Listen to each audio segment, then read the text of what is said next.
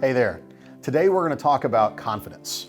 Now this is a subject that is a little sensitive specifically for me, and I'll tell you why. I can always measure the ability to see someone's confidence by the way they handle compliments.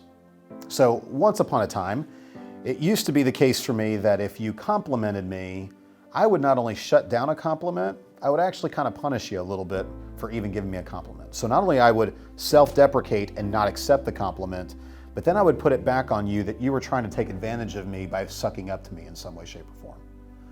This created kind of a nasty habit, and a few years ago I went through actually a public speaking class, and in the process of going through this public speaking class, everybody had to give me a critique and feedback in the class, and the instructor only allowed me to ever say two words: thank you.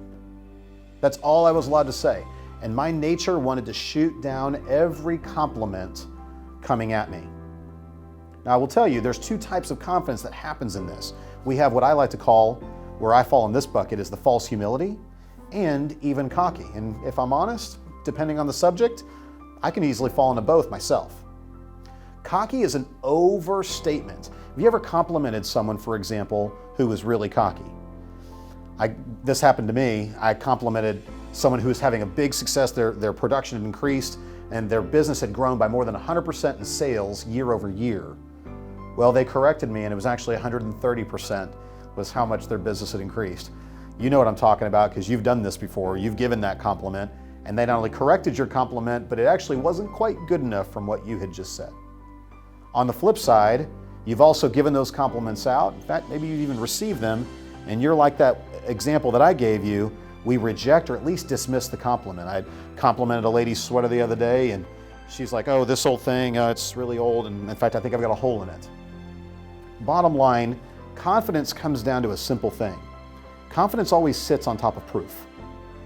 So instead of rejecting or dismissing something, or accepting or overstating something, bottom line, let things be what they be. If your business was increased 100%, it's okay to tell everyone that you increased your business 100%. That's a healthy thing. It's a good thing. There's no need to dismiss, but there's also no need to overstate. And many times, our desire to stay humble, we miss the opportunity for confidence to prove in order to avoid being cocky. No matter what, they both come from a place of insecurity and ultimately come from a place of fear.